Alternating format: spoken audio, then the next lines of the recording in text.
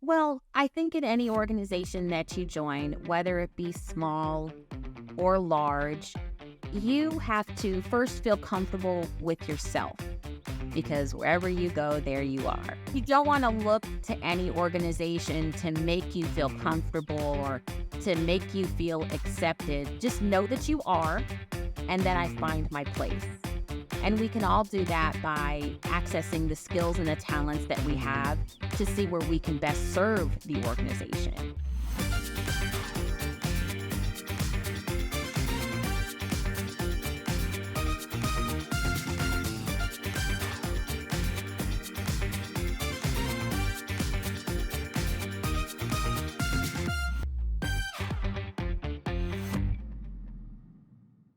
Hi, my name's Denise Chaffin. I'm the president of Top Source Talent, and this is Talking TA with Top Source Talent. And I have with me today Marisa Bingham. And Marisa is an expert, subject matter expert in the area of diversity, equity, and inclusion. So I have asked Marisa to join me today because we have some amazing topics to discuss around this subject. So Marisa, without further ado, I'd like to have you introduce yourself and tell us a little bit about your background. Hi, everyone, and Denise, thank you for having me. My name is Marisa Bingham, and I live just outside of Dallas, Texas, in a small city called Princeton. And I am a talent acquisition and diversity consultant. I've been in the business for a decade, loving it. I've been recruiting for quite a while. The diversity side was added on over the last 3 years in the wake of the murder of George Floyd. I'm so glad to see companies that are really trying to access diverse talent, and that's my expertise. Accessing diverse talent and helping diverse talent feel comfortable in the corporate environment, that's really what makes me happy. But I've been enjoying doing the business. I went to the University of North Texas. I studied journalism. So I've often had an opportunity to write articles about diverse talent, about what it's like to be diverse in the workforce.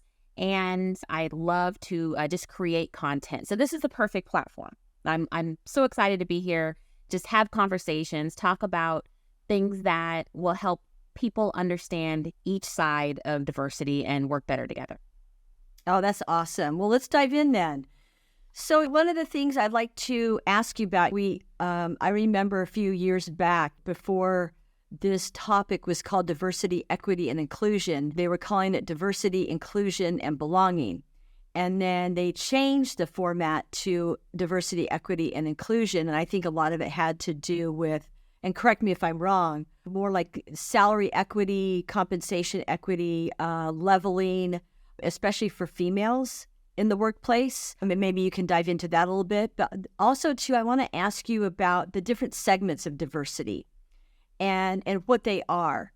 So that's definitely a loaded question, especially these days. I mean, we talked about what diversity used to be called, what we're calling it now. I would even say now that there's some groups that don't even want to mention the word diversity, which, by the way, doesn't help the movement. If we don't talk about it, if we're not very clear and concise about what we're doing and what we're talking about, nothing is going to get done. You know, when I came on the scene and started working specifically in diversity, they were calling it diversity, equity, and inclusion. And to me, that means taking time to seek out diverse talent that is not currently represented in the talent pool. That is what that means to me. So if you've got an organization that is predominantly male, and maybe you're a tech company, that you're taking the time out and seeking out females to join the organization. And if you have one certain segment of the population, because the United States is a melting pot. So organizations, if you really do any justice to make any big moves, they need to include people from different ethnic groups into that organization. If you have an organization that is predominantly Hispanic, my aunt oversees some clinics that are here in Dallas. They're multi-million-dollar clinics. They're huge, and they predominantly serve the Hispanic community. And I know she had a tough time when she took that clinic and put it in a mostly Black neighborhood. She wanted the practitioners there and the people that worked in that office to represent the community where they resided. And so it really, really was tough for her to start recruiting a different type of talent. The organization kind of struggled a little bit when she said, maybe we need to take off bilingual on the job description, and we need to maybe open that up. The organization had a problem with that. And it was a little bit tough, but I've been able to see her make really big strides in that area. And the community has really embraced the clinic. And you need the community embrace the clinic so that they will come in the doors and so that people can be serviced and that the business can thrive. So it's a diversity is a business case. It's not just a nice to have. It's something that every organization needs to take a deep dive into if they want to be successful and appeal to the masses. No, you're right. In fact, one of our clients a couple of years ago had us contacting females because they needed to increase their female population, and it's a high-tech firm in the semiconductor space, and they wanted to bring females back who had left the company. So wow. they had asked us, to reconnect with females who had left the company, and actually, my team was successful in bringing back several people who had left because the grass wasn't always greener on the other side when they had left the company to begin with. They came back with a different focus, creating like leadership programs for them, employee development programs to kind of help them to excel in their careers and to move forward in their careers, being hired back into that organization. So good point. You bring up a good point. I think that was amazing that you were able to do that. And I think other companies should do that. Not just we need to recruit women and let's definitely go seek them out, but why do people leave? Why are they no longer with the organization? Let's go talk to them. Let's see if we can win them back because they obviously have a unique skill set that the organization at one point valued. I think that's a great business case. That's a great way to save money, save a reputation of an organization. Go find that talent, figure out why they left, bring them back, make them feel included. These just things seem like things that are good to do for business, period. Exactly. What are some of the groups right now, Marisa, that are, I guess, leaning or with companies that have openings, for example? Are they leaning more towards female, do you think, or more towards ethnicity right now? I think it's a mixed bag. Okay. So when you're monitoring diversity, so there's organizations that work with the government, receive some kind of federal aid of sorts or government dollars, are required to recruit diverse talent. And it is very defined. It's not something that people are just thinking about or just maybe they want to have. They are supposed to hit certain buckets is what they're called. Yeah, and those buckets are pretty clearly defined. There is a list. So ethnic diversity is on the list. So that is considered diversity, is ethnic diversity. Also that's considered diverse is, of course, male, female. The idea is to increase underrepresented groups within an organization. So that also includes military, people with disabilities. Within those ethnic groups, there are Native Americans, Black, Hispanic, Asian, Pacific Islander.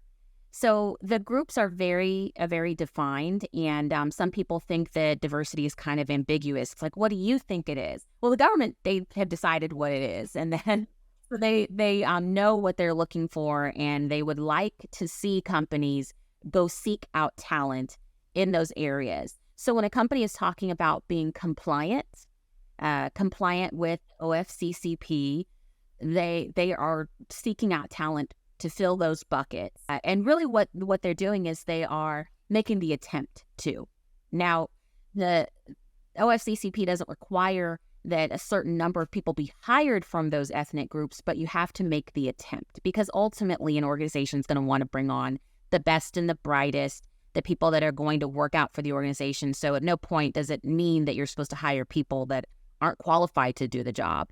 but you're supposed to go try and expose your opportunities to people that maybe don't know that those opportunities are out there to create a mixed cultural organization. We talk about, too, the different groups, the LGBT community. How do they fit in now? And they do. They are, and sometimes people are kind of lumping things together, Yeah. but that's a group that I forgot. So it is the LGBTQ is a very, very important part of the diversity mix, and that is something that people should seek out talent in those areas and make that talent feel comfortable within the organization. So you're right, Denise, that's another group that often, does get overlooked. I think, too, we are looking at these different groups, and there's some boxes when you're applying for a job to check, and some people don't feel very comfortable checking those boxes. And I do think with LGBTQ, that's a private box, right? But I don't think that you should seek talent out for that specific reason. When you do find somebody from that group, give them special course consideration and be really considerate in the way that you communicate, especially when they are in an interview setting. Really, when anybody's in an interview setting, I think that's important to look at. Yeah, you're absolutely right. In fact, it's interesting because it brings up a couple of questions for me, what you're saying right now. One, I've noticed on applications, they ask you if you're a veteran. They ask you if you have a disability. They ask you your gender status, right? Which now, too, the gender status, has some gray areas because you've got people who binary, is that the right term that I'm looking for? And so that's not on the applications. And then the other piece of it that I'm curious about too, what are those OFCCP regulations? Tell us a little bit about that. Well, really, it is quite simple. When I was working for a healthcare staffing organization, they were monitoring our diverse slates. And when I came into the organization, I looked at that and I was thinking, I don't know if this is right to monitor, because what we were doing was guessing what each of these applicants were or what group they identified with. And it, to me, felt a little bit wrong. I'm like, man, this can't be right. But the more that I looked into it with the OFCCP, that is exactly what they wanted you to do. If you didn't know, you kind of do have to guess, but they do want you to monitor and really kind of take a deep dive into your talent pool. So the more that I look into it, the stronger the case was for continuing to monitor the diversity of the talent pools.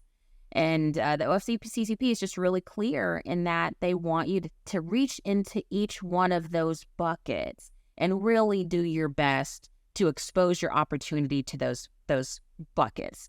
So military talent, partner with organizations like Recruit Military. So I've done virtual recruiting fairs with the Recruit Military, and it's a special group of people. They have certain geographic limitations.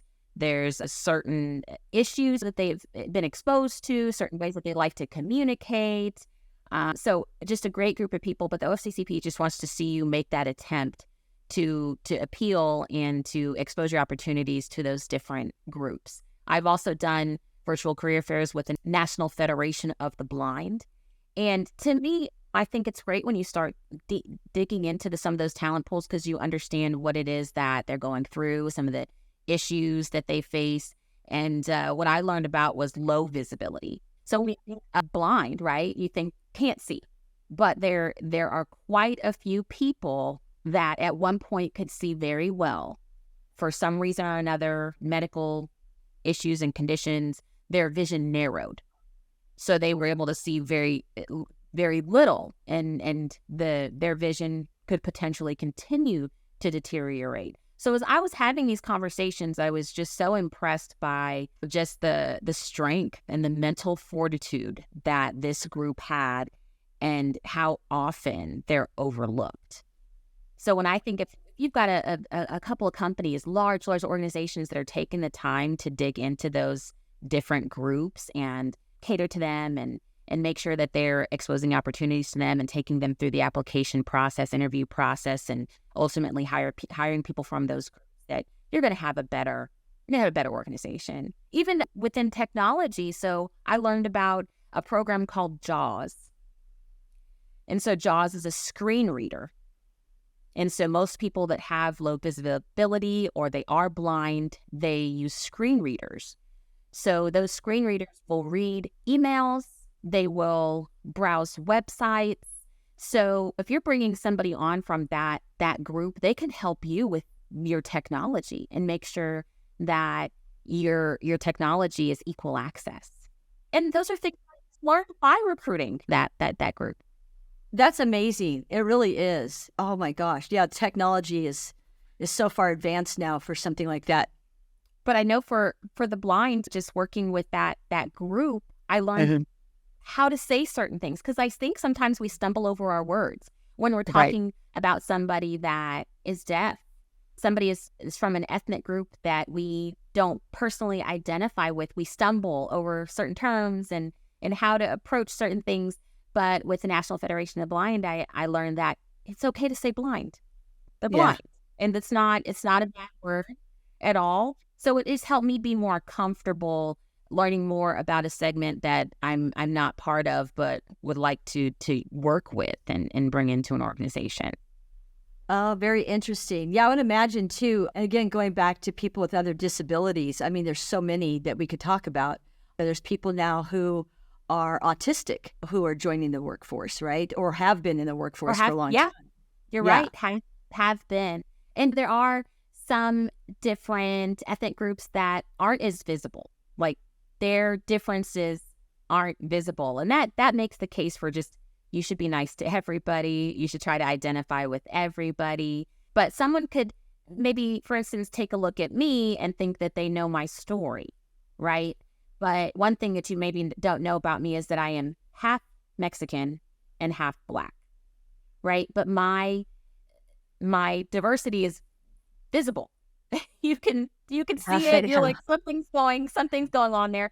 I went into a store recently and I was shopping and someone just walked up to me, and this is a common occurrence. I'm so used to it. And they said, "Are you Puerto Rican?" Not hello. How are you? What are you looking for? They said, "Are you Puerto Rican?" And I said, "No, I am Mexican and Black." And this person said, "That's what I thought. I knew something was going on." And then they walked away. And then I go about my business. This is a normal occurrence for me.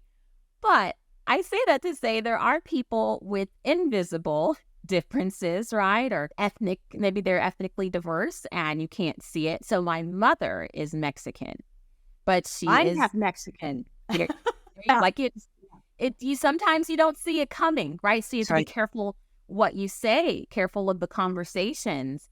But my mother is 100% Mexican, but very, very fair skinned. So she does something that she didn't even know she did this, but it's called passing. Yep.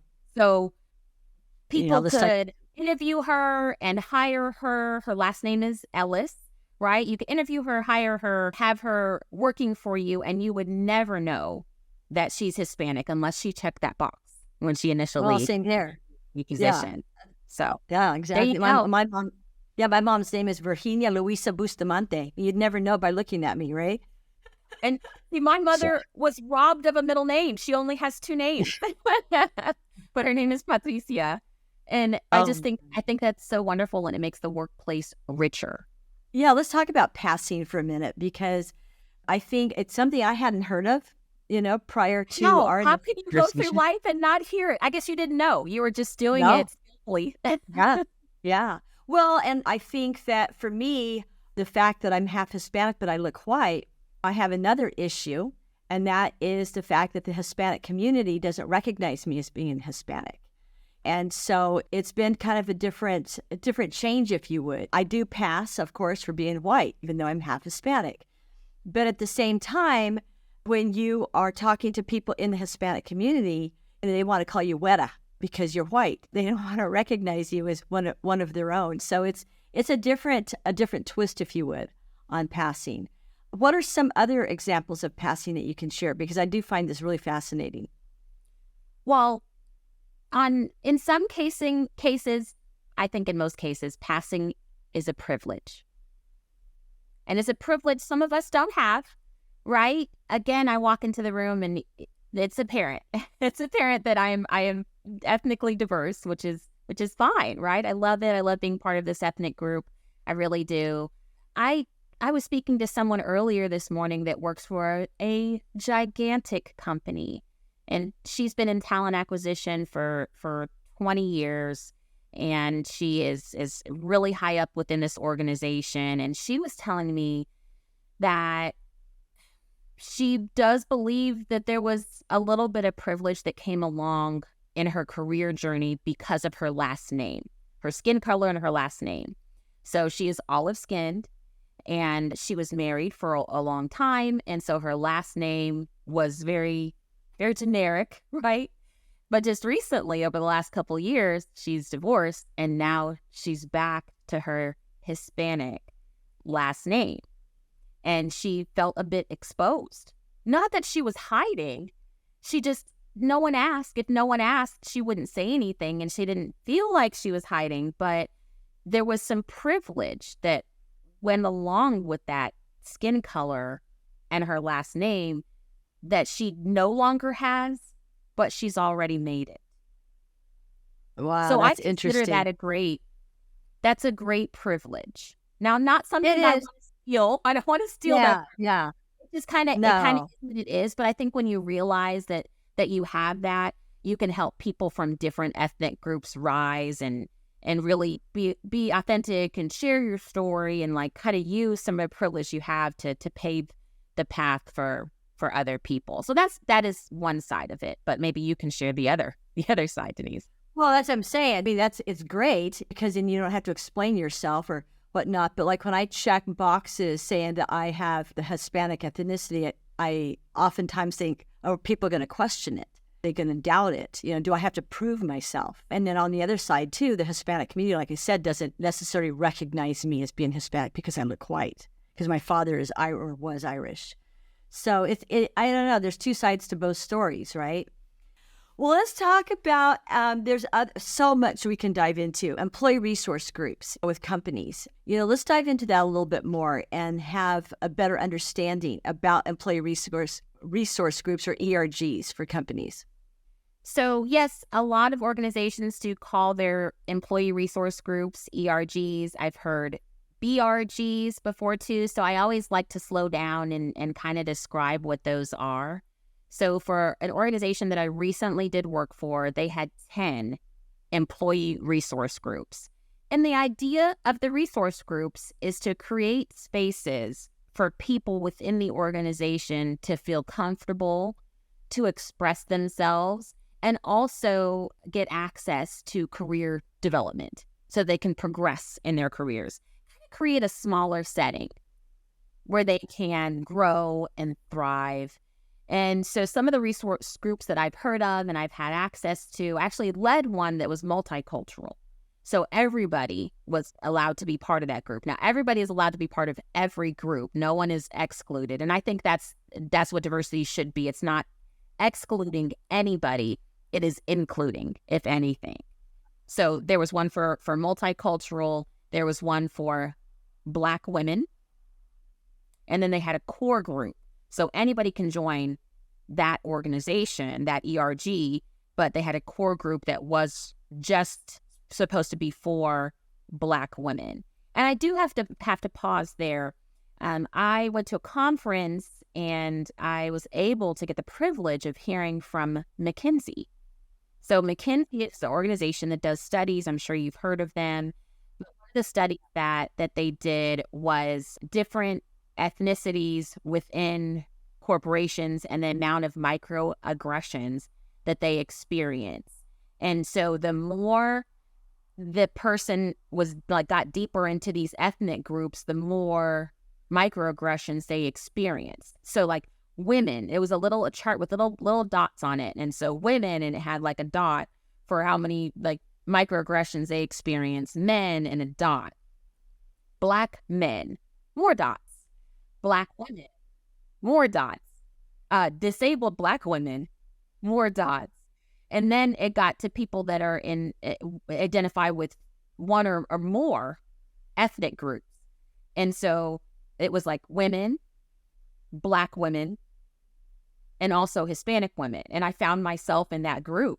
And I'm like, wow, I was actually with a table of people, and there was a leader of a bank, a large bank that was at the table with me, and she leaned over and she's like, I am so sorry. Right?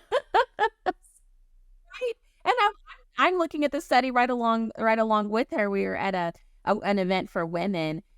So I had never really seen what I had experienced in a chart. I'd never seen it charted. I know I felt it. I'd never seen it charted out though, and that really resonated with me. And so that's why I'm a big advocate for resource groups as a safe place for people that identify with these different groups to actually be in and thrive. And I think it adds value for people that are not in that ethnic group or identify with that community to be involved in those, so you can hear some of the conversations, hear some of the analysis of some of those surveys like I just spoke about. So that's the thing. Well, So what there's else also do they talk about? Like when an employee resource group, gets together, like with a company, right? What are the conversations? so many. I actually got a chance to peek into one of the groups, which was for mental health. And every opportunity I get, I do like to learn. I have some time set aside to learn every single week. And so I took the opportunity to pop into one of the groups that was for mental health. So people that experience issues with mental health and people that wanted to learn more about people that have challenges with their mental health. And I got to hear a conversation about cutting.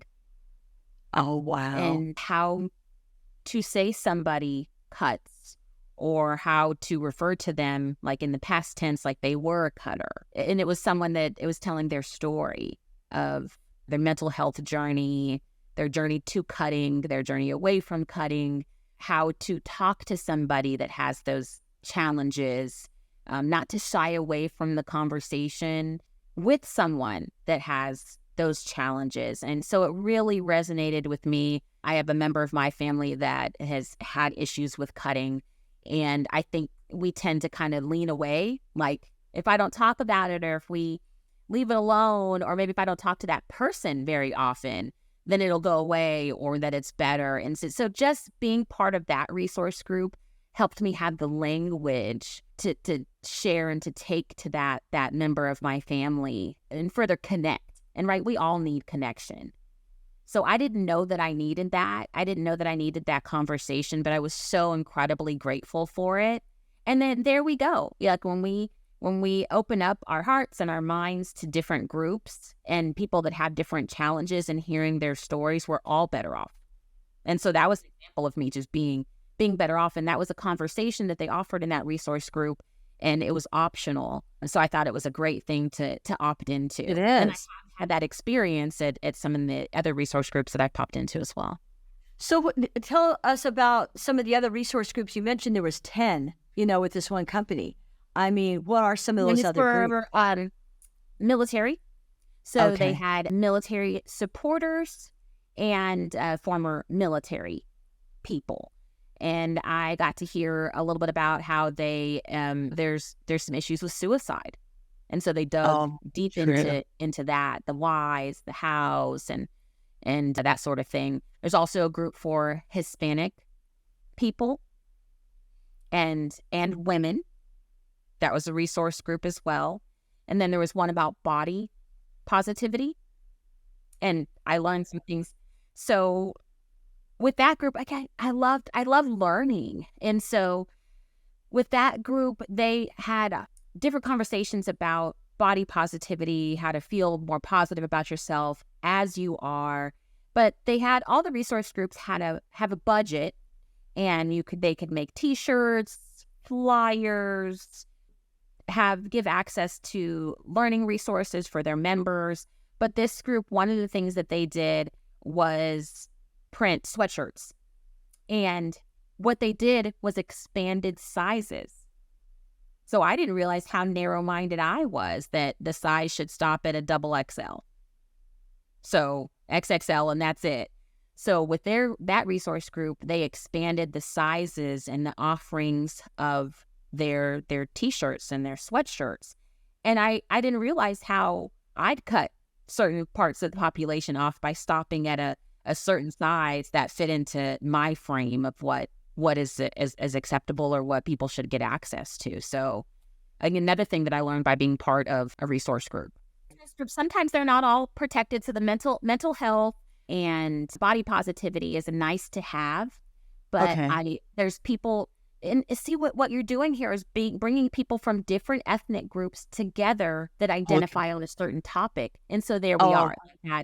Sure. That's diversity. It's kind of sneaky diversity, but here you are together. So I'm sure there's certain things with our stories that we can completely identify with, but you find that within these resource groups, you find those things that link us together and make us realize that we're way more alike than we thought. Interesting. Yeah, I like that.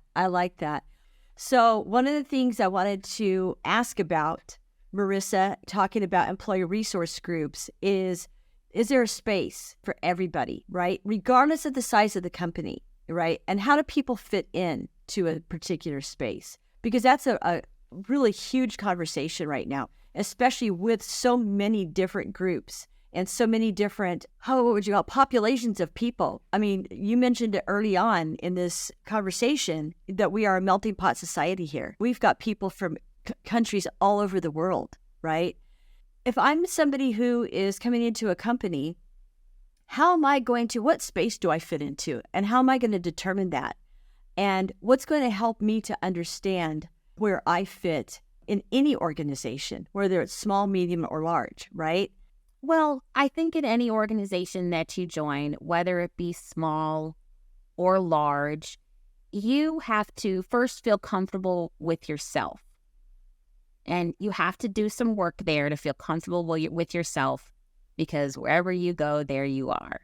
That's right. You don't want to look to any organization to make you feel comfortable or to make you feel accepted. Just know that you are accepted, and you have to be confident and comfortable with that. And I'm sharing from my own personal experience. I have to walk in the door and be comfortable, confident with myself, and then I find my place. And we can all do that by accessing the skills and the talents that we have to see where we can best serve the organization. So if you do have a small company with, say, 50 people, you wouldn't want to set up 10 employee resource groups. That would be crazy. There's just no need to do that. But that I do know of a small tech company that does have about 50 people, and they have started with one employee resource group, and that is for women. So the company happens to be mostly male. They want to make sure that the women that they have in the organization, that they bring in the organization, do feel like they have a place. So they have started the resource group for women. And so some people may stop there and say, but what about the men?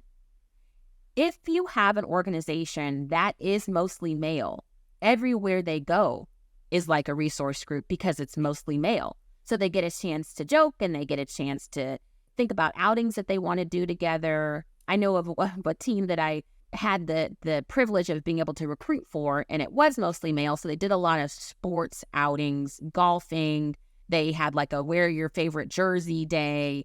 And honestly, I wouldn't feel that comfortable in that group. I love sports. I love to run. I love to lift weights. I've done those things today. But when it comes to like my favorite jersey team, I don't know. If my son's not playing on it, I'm not worried about it personally. But that group didn't need a male resource group because every call was like a group. People that identified with that same group. But so when a part of the employee population starts to get a little bit bigger and maybe doesn't feel included, and kind of there starts to be those whispers and kind of that unsettling feeling, that is when there needs to be a resource group put together, like the company that I did work for, recently created the one for Black women. Because there was a little talk. There was a little bit of unrest, and people didn't feel like they were being elevated into the positions that they needed to be quick enough. And the company wanted to figure out, is that real? Can we address those disparities? What do we do there? And so that was why the resource group was created. But it all starts from one. So the resource groups are almost always created by 1, 2, 3 people that decide to rise up. So you would need to come into an organization with that feeling of self-worth, feeling empowered, and then wanting to empower others. And then that's when a resource group can be formed, because it does need a bit of informal leadership, but it also provides a great opportunity for people that are maybe individual contributors to rise up and take on a leadership role before they are deemed worthy of one in the organization when in regards to their own personal position. Interesting. So now let's talk again, and I mentioned it earlier, about the LGBTQ community. You know, because, I mean, they're in a class of their own. I'm sure that they have their own employee resource groups, right? Yes. How are they fitting in? Caregivers as well. Now, every organization has their own groups, but that was Caregivers, oh, wow. one of the 10. Well, let's talk about the Caregivers. LGBTQ. And I do have a friend that is, I have a friend that's taking care of her infant mother. And so that is, it's real, it's necessary. But the LGBTQ community oftentimes does have a resource group. So one of the first to be formed. And I do think it's important to have a resource group like that to help people feel comfortable within the organization. And also what it can do is help with the language that's used within the organization. Like, are we identifying this group in a way that feels comfortable, or a way that is correct, or we don't want to be misusing terms, misgendering people, misassigning people. So when you have those groups, really what it is, it's its own little mastermind for the organization. The organization benefits every single time, but you can learn different ways to cater to that specific group in regards to your communication, which is very, very important. Give us some examples. That's really an interesting topic. Well, I mean, I learned quite a bit by peeking into that group and listening to some of the conversations. One that stands out to me was somebody was speaking, and this person identified with transgender group. And so what I didn't realize was just the emotional side of identifying with a group, but not necessarily choosing to. Like, so this person didn't choose to make their life difficult. And I say that because that's what she described is just a difficult life and difficult choices and tough time accepting herself. And it just made me have just a bigger heart for people, and to watch how I communicate. And if this person wants to identify as a woman, that I respect that, and I use those terms and gender as this person requests, not as I feel. And maybe I've gone into conversations deciding like this is what that person is. I have decided they are a man or they are a woman, and that's not how they identify. So just by watching her speak and share her story made me more compassionate for a group that I don't think I fully understood. Age is also I think, an area that we need to just have a conversation around, because we have 4 different generations of people right now for the first time working together. We have the baby boomers, we have Gen X, we have the millennials or Gen Y, and now Gen Z. We're all working together. So I know for myself, I am, besides being half Hispanic, half white, and female, now I'm somebody who's over 60 years old, and I'm looking at age. People are asking me, when are you going to retire? And my response is, who says I'm going to retire? I may die at my desk. There's a good possibility of that. I actually read that like as a description from your generation, that you're like, that's your plan. Oh my gosh. We are so different. We are. So we have to look at, how do we talk to people, at different ages, right? People who are Gen Zs, they don't want to be looked down upon, right? Because they're, this labeled now a Gen Zer. People who are millennials, I think, were the first ones to really kind of feel this, like, oh, I'm being labeled a millennial, right? Having these 4 generations all working together. Tell us a little bit from your experience, Marisa, around this particular conversation of age. Well, I do feel like as you're going through that it's almost like a bit of a horoscope, right? Yeah. Like what do Geminis do and Sagittarius, and like you see kind of where you identify, but then you don't want to put labels on yourself. But I do see a little bit of what you're talking about. Even with one of our initial conversations, I think I was outside because I was taking care of my son, and I stopped to take the call, and so I was like sitting out on a really nice patio, and you were in your office, and I think you talked about like, I haven't even seen the outside yet. And I said, Denise, like, you can go outside at any point. It's okay. It is okay to go see sunlight. And we joked about that. But I think my generation, which is millennials, want to be free and do realize that family's important, which doesn't make us special. It just makes us a little bit different. But we can also maybe be seen as a little bit flighty and not consistent because we're not in the same place all the time. And I think that's important when we talk about remote work as well, that someone in a different generation, if that is talking to somebody in, say, my generation, and that person isn't in the same location all the time, that would make them feel like that person is not consistent or they're not responsible, when location doesn't really have anything to do with their work, right? And so we have to realize some of what some of our misconceptions are when we're working with different generations in the workforce, because we all do need to coexist together and find a way to work together. So I need to find out how to appeal to your generation, Denise, but also appeal to the generation behind me, which is my children. The other piece of it too is the technology around this particular age group. This particular age group has grown up with only technology, right? Yes. In fact, I think they said, though, the Alpha generation, which follows Gen Z, is the first generation that was born with all complete digital. I've got one of those in my house too, and they are a strong personality. They can buy things on your phone. They can purchase things, and I see the purchase come through. Where did that come from? Why would you do that? So all they know is technology, and I'm seeing it, and I try not to despise it or anything, but more embrace it, that he can unlock things, that he can subscribe, that he can create videos, that he can edit. My 9-year-old can edit and upload videos. Where does that even come from? He's got apps downloaded to do that and create a theme.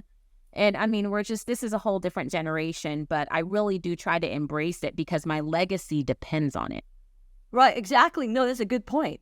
And so I think if you take, when we look at all these different generations coming together, especially in the workforce, and combining, you've got the experience, especially the non-technology experience of the baby boomers, which really can be applicable to developing relationships, right? Communication.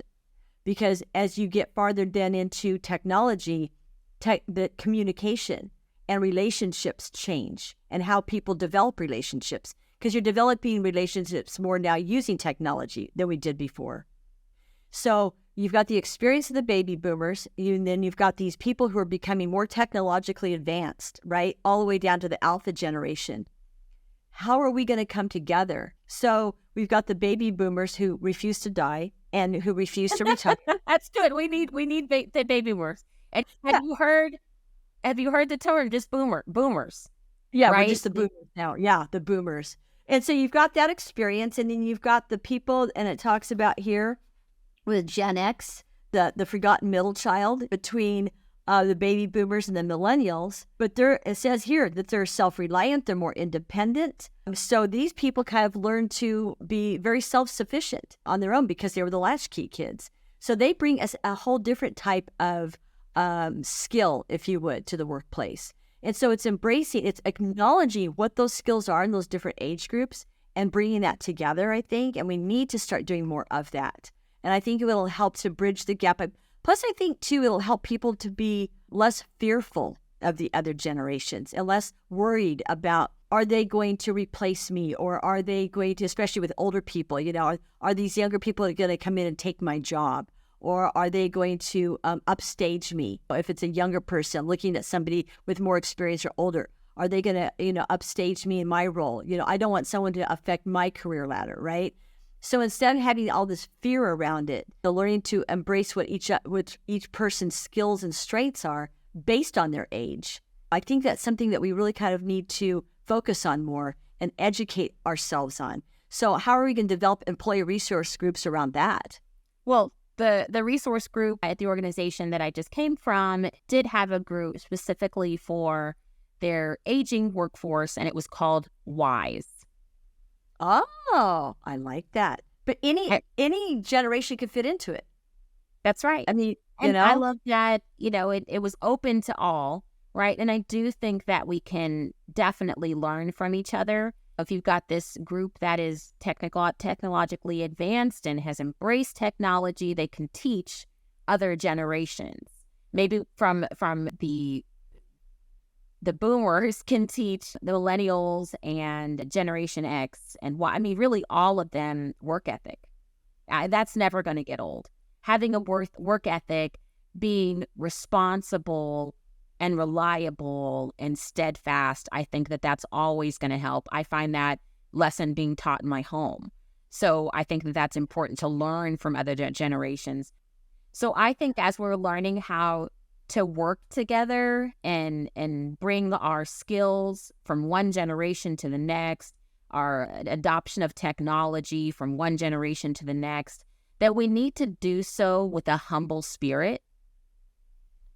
And we need to be willing to teach and to train without receiving anything immediately back. And so that I think that's a way that we can really work harmoniously together without offending one another, which can be done so easily, right? If we're going to be loud or obnoxious about our teachings, trainings, or our ways of working, then we can quickly offend one another. And that's a quick way to get absolutely nothing done. One thing I want to talk about too is equity. We've talked about a lot so far with respect to gender, age, ethnicity, and whatnot. We haven't talked a whole lot yet about equity. And one thing that came up recently was the United Auto Workers Union negotiations. They're giving kudos, of course, to some 30-year-old activists who have never worked one day in an auto factory. And they were able to help put together a really great negotiation package, giving a 25% raise over the next 4 years to the people who are members of the automotive industry. And also came up too this summer with UPS had just negotiated. So unions are coming back into play, but they're creating some amazing equity opportunities for people. So when it comes to pay equity or just equity itself, what is your experience and what's some wisdom you can impart on this conversation or on this topic? Well, there's so many different directions that we can go. One of my favorite things right now is salary transparency. I do appreciate organizations being upfront with the wage of the position they have posted. But for a long time, there's been a great divide when it comes to compensation, specifically between men and women. And then if you dive deeper, between women and certain minority groups, often get paid less than their white male counterparts. There's even a day for it. It's called Latina Equal Pay Day. And it's well into the year. I do believe it's in October. And it's something that I didn't know we were going to share today, but I think is important to touch on. So Latina Equal Pay Day is in place because it marks the day that it would take someone to get to reach the same salary for the same job if a white male were to be doing it, which is a white male works a year to earn X amount of dollars, and a Hispanic female would have to work 1 year and 10 months to earn that same amount for the very same job. I think the more that we talk about it, the more that we're going to get closer to equity, but we sure do have a long, long way to go before it is anything that we can call fair. Wow, that is really amazing. Yeah, I just looked it up. October 5th was the day this year that we observed Latina Equal Pay Day. I've never heard of it. Any And other final thoughts for you? So I love to hear about organizations supporting resource groups. What I love even more is to hear about balanced boards. So when a company is taking a look at who is on their board and what ratio there is of men to women, ethnically diverse to not ethnically diverse, just taking a look at the boards and who is in senior leadership. I know there is an organization out there called 50/50 Women on Boards, and I wholly support organizations that are really, really trying to balance out their boards and balance out their leadership. So any organization that slows down to take a look at who do we have in senior leadership? What do they look like? Do they represent the United States? Do they represent the community that we're serving? All of that is even more important than just uplifting employee resource groups. Oh, wow. No, that's great. Now, when you talk about boards, too, you're talking about across all industry. Board of directors is what we're talking about here. So you're talking about board of director groups across all industries then? Yes. I mean, even when it comes to the city level, my husband is on Economic Development Corporation, which is a board. So he has a place seat. He is place 3. But to have somebody that is Black, has dreads, tattooed, is a local business owner, to have somebody like that sitting in a seat and making decisions for an organization, for a city, that really has a great ripple effect.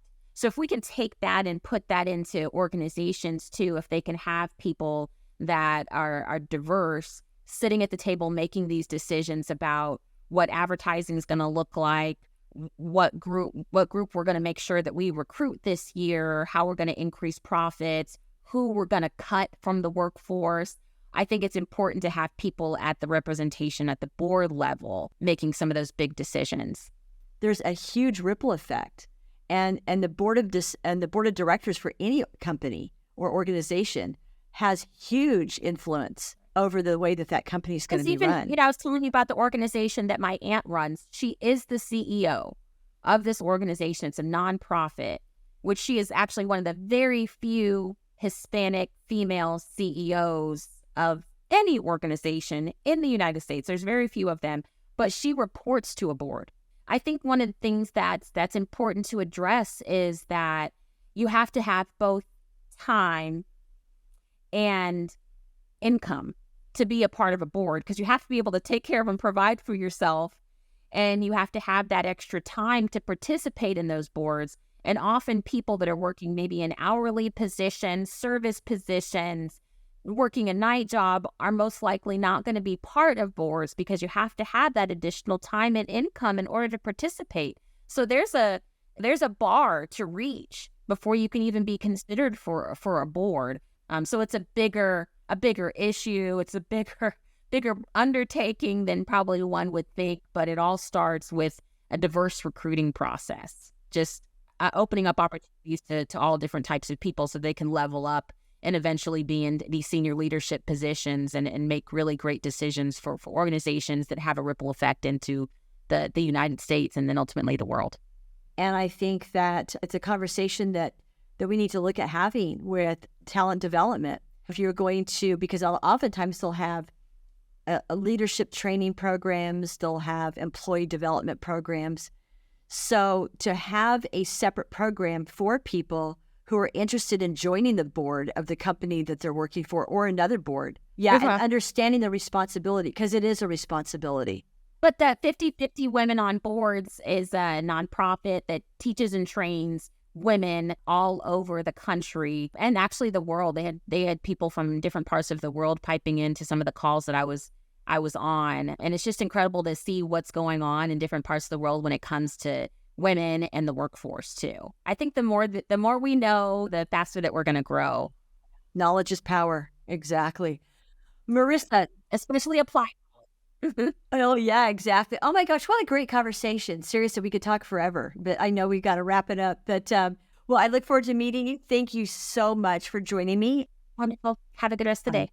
All right. You too. Bye-bye. Thank you for tuning in to another insightful episode of Talking TA with Top Source Talent. We trust that our discussions has provided you with valuable insights and actionable strategies for your journey as a talent acquisition professional. Our mission is to be your go-to resource for staying ahead in the ever-evolving landscape of talent acquisition. Whether you're a seasoned recruiter or embarking on your recruitment career, our aim is to equip you with practical advice that elevates your day-to-day work. As we continue sharing valuable insights with you, we're excited to support your growth and assist you in building the best workforce for your team. Stay inspired, stay informed, and until next time, happy recruiting.